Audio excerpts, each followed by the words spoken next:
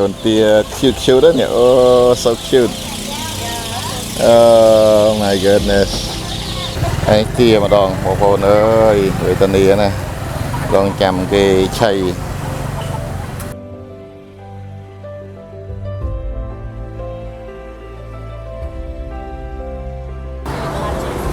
Biết Sri Lanka gọi hộp là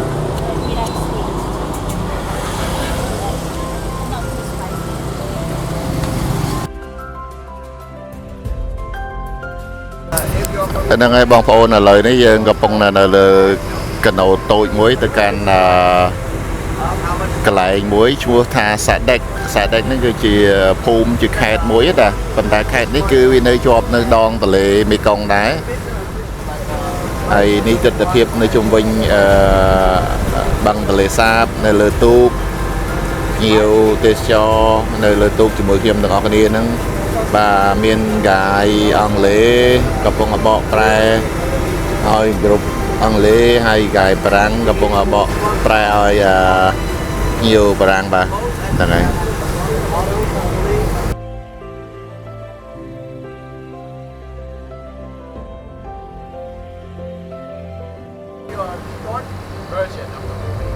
dương lợi ní dương nơi cầu spiền bà từ can con đóng bà nơi tam tia nhà phúm kia tam ca đam ấy một tia kế bà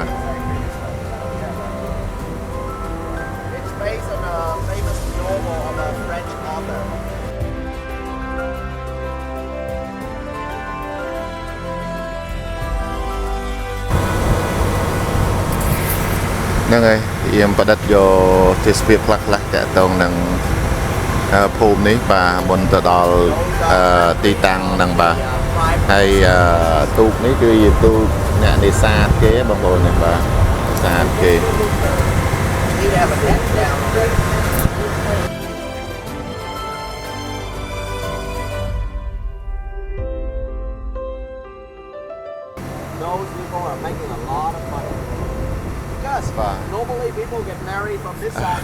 để dùng gì với ngày đi nơi mà đông các bà thân họ lắm bà trang chầm ra hay nắng coi từ điện nắng đây để xa phụ bom ôn vị trí chuyên Việt Nam đấy còn tuần nơi cho chật nơi các bài tờ lề vậy á chẳng mà đông trang chầm ra mà đông xây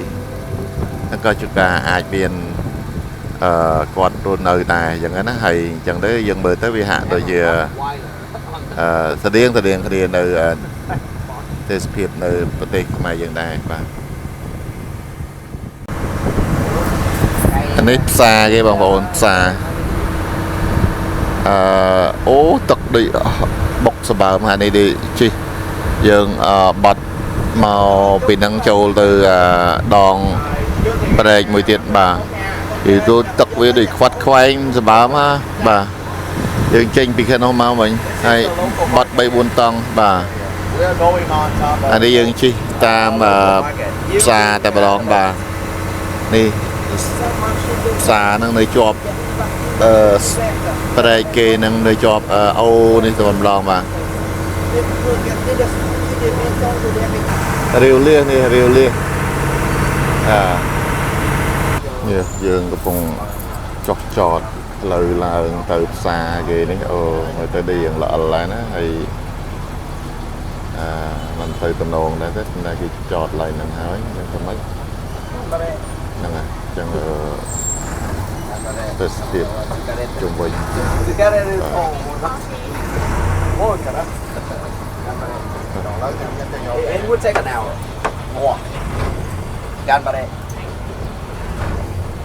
rồi chân nằm nè làm bài giấy cái từ ấy và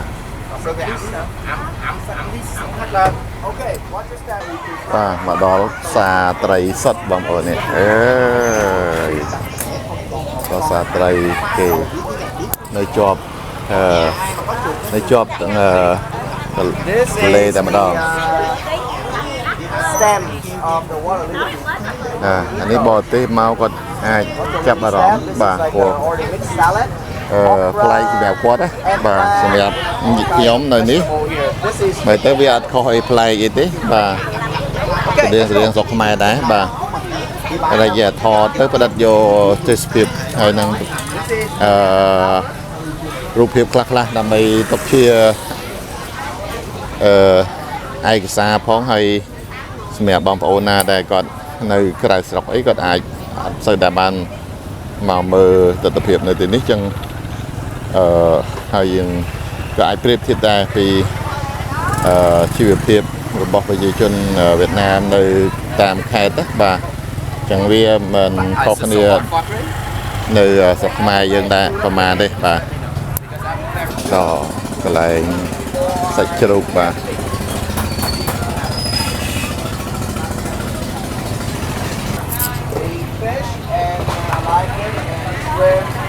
អូអានេះកូនបកងបងប្អូនបាទកូនបកងបាទដែលឃើញនេះដូចក៏ប៉ិនម្រាមដៃបាទដូច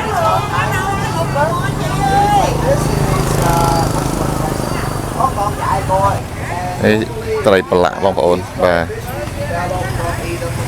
ត្រីប្រឡាក់នេះនំ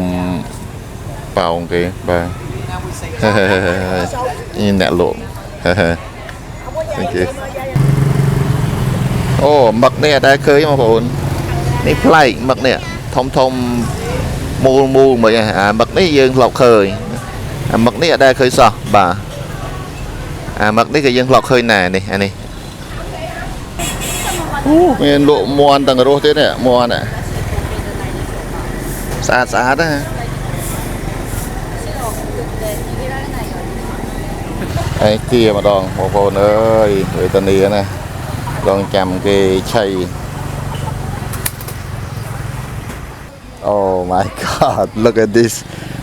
អូយធំអាកែបនេះបាទនៅក្នុងមុងអូមានលក់តាកូនទា cute នេះអូ so cute oh my goodness ច្រើនមែនតើបាទបាទនេះទៀត so cute អូអានេះក្តាមថ្មធំបងប្អូនអើយអានេះបែកចំមកទៅធំបាទមើលទៅដូចស្អាតទៀតណានេះកដោបងប្អូនកដោគេវះចេញអស់ហើយនៅសល់សាច់កន្លែងនេះគេហៅថា ancient house ប៉ុន្តែឬក៏មួយទៀតយើងហៅថា lower house គឺផ្ទះអ្នកនិយាយថាគូស្នេហាបាទមានសាច់រឿងគេប៉ុណ្ណឹងខ្ញុំអត់ចាំបាទគ្រាន់ថាឬប្រវត្តិគេយូរវែងមកហើយផ្ទះនេះចាស់បុរាណប៉ុន្តែជាផ្ទះគូស្នេហាគេហើយឥឡូវវាទៅជាកន្លែងតំបន់ទេសចរមួយពេលដែលភ្ញៀវមកលេងទីនេះគឺគេមកមើលផ្ទះហ្នឹងបាទវាជា destination មួយដែរអញ្ចឹងណាបាទ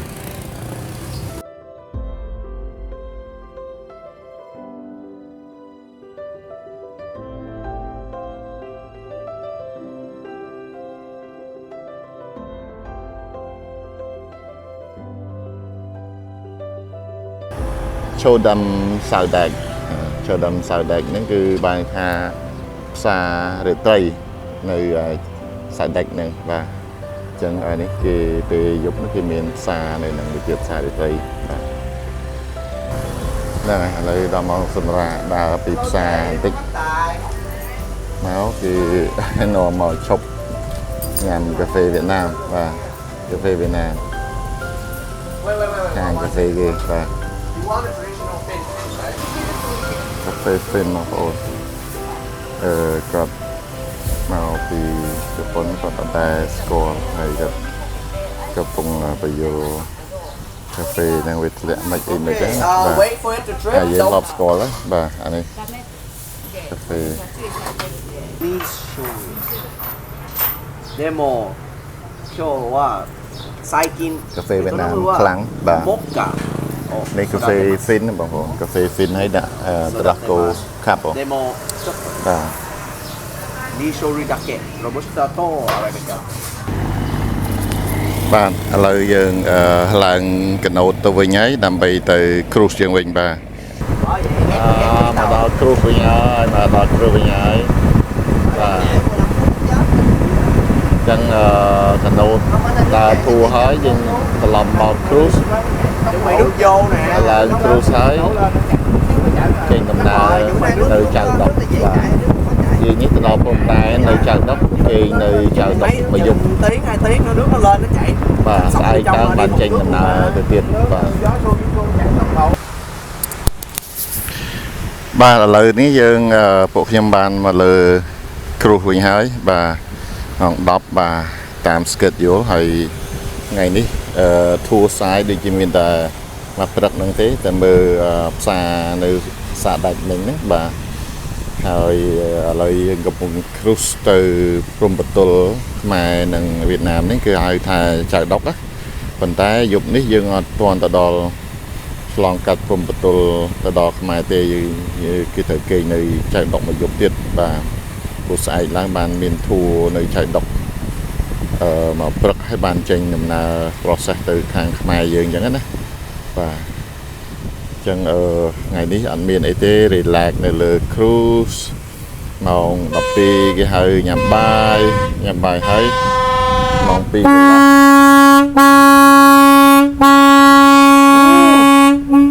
គេសញ្ញោដាក់គ្នាហ្មងនេះបងប្អូនសញ្ញោដាក់គ្នានៅទីនេះ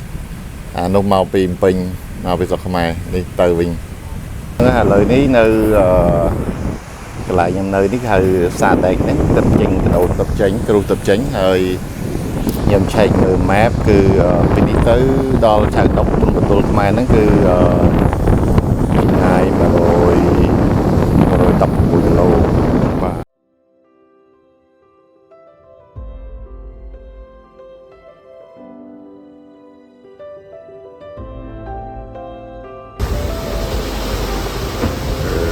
ទៅកង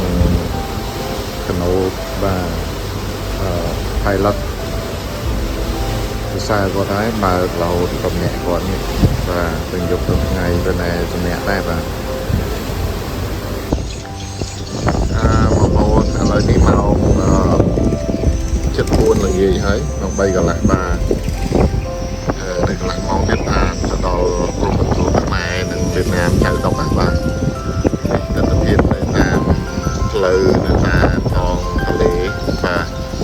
កងបន្តទីទៀត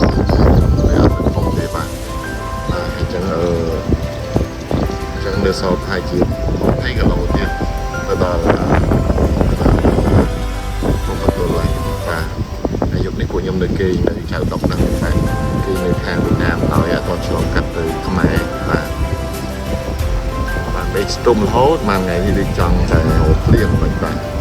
ម៉ោង3កន្លះដល់ល្ងាចទៅហើយបាទដេកខាងខ្មែរបាទទៅស្ទាបព្រៀងរលឹមស្រេច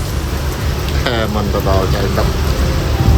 ឃើញវាស្រែបងប្អូននេះវាស្រែដល់ចិត្តខ្មែរបានឃើញវាស្រែវាបំមកឃើញតែព្រៃផ្ទះបាទឥឡូវឃើញវាបដាហើយ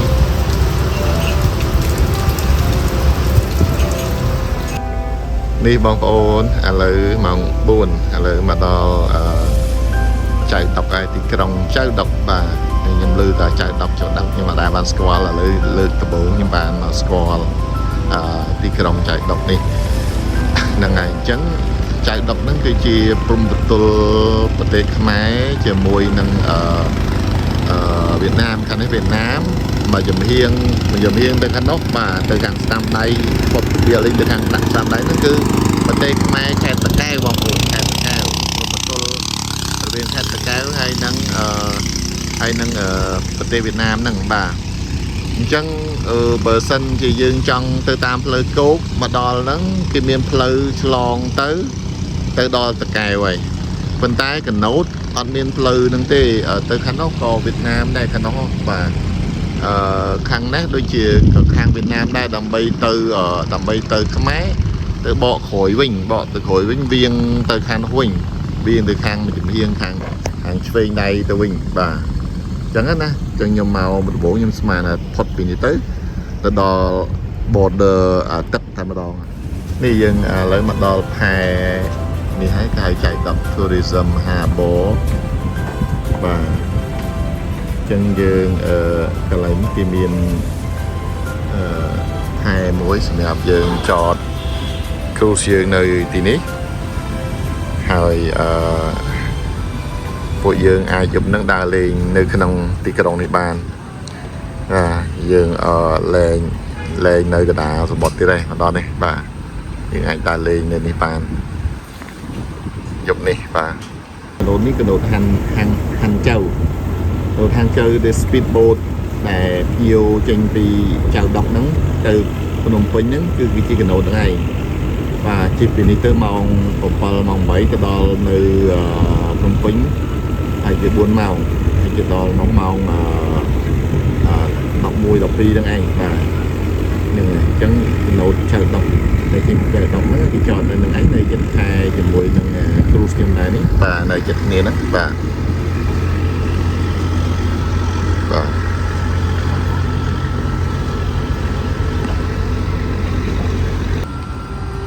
នេះបងប្អូនគេលើងលេងនេះគេយកតែលបាទអតែលហ្នឹងឈ្មោះ Victoria ចៅដុកបាទតែលហ្នឹងគឺសម្រាប់ភ្ញៀវដែលដើរធួហើយត្រូវបន្តដំណើរទៅភ្នំពេញឬក៏មកលេងចៅដុកអីហ្នឹងគេនៅស្នាក់នៅហ្នឹងគឺតែគេល្អជាងគេបាទ popular ជាងគេបាទជាពិសេសភ្ញៀវកប៉ាល់គឺមកគេយ៉ាងហ្នឹងហ្នឹងហើយនេះឥឡូវប្រូហ្គាយក៏នាំចេញទៅញ៉ាំបាយហើយទៅមើលnight life របស់ចៅដុកបាទតែពិតថ្ងៃនេះគេនៅកប៉ាល់គេឲ្យបាយនឹងងាយដែរបាទគេរៀងឲ្យអស់ហើយប៉ុន្តែវិស័យយើងចង់ស្គាល់ទីតាំងស្គាល់ផ្សារស្គាល់អីគេតំបន់គេហ្នឹងណាហើយណាមួយញ៉ាំបាយនៅកប៉ាល់នឹងឡើងតលន់ហើយបងប្អូនឡើងប្រហែលថ្ងៃនេះបាទតដែលវាមិនតដែលគាត់ថាវាដូរចុះដូរឡើងវាស្តៀងគ្នាអញ្ចឹងមកសាក់មកហូបនៅ local មុននឹងទៅស្រុកខ្មែរនេះយើងចេញពីផែមិញមកដល់ទីកន្លែងអីញ៉ាំបដាដូចជាស៊ុបអីហ្នឹង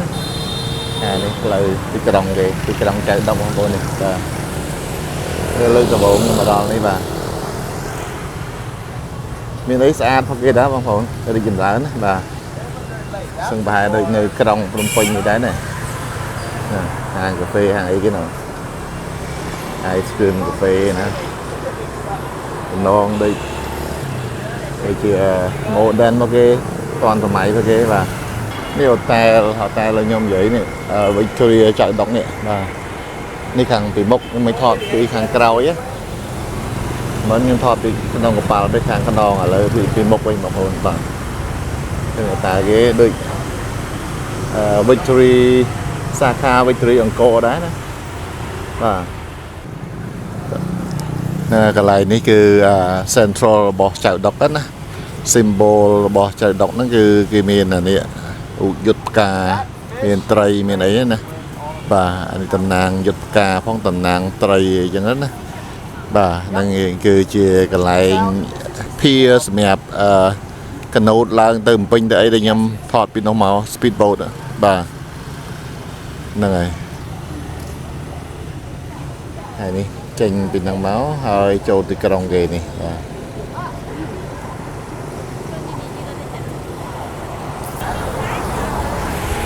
ហ្នឹងហើយវាមិនសូវជារវល់ប្រហែលទេបងប្អូននេះដូចទលាយដែរណាទស្សនភាពនៅតាមផ្លូវទីក្រុងចៅដុកនេះនៅតាមប្របនឹងមាត់ស្ទឹងមាត់ទន្លេបាទខ្ញុំមើលទៅប្រហែលវាដូចជាខេត្តកំពង់ចាមអីចឹងណាបងប្អូនបាទហ្នឹងហើយនេះមានម្ហូបបាយសាច់ជ្រូកចៀនបាទ looks good though cái trứng tép với lại បាយយើងសាច់ជ្រូក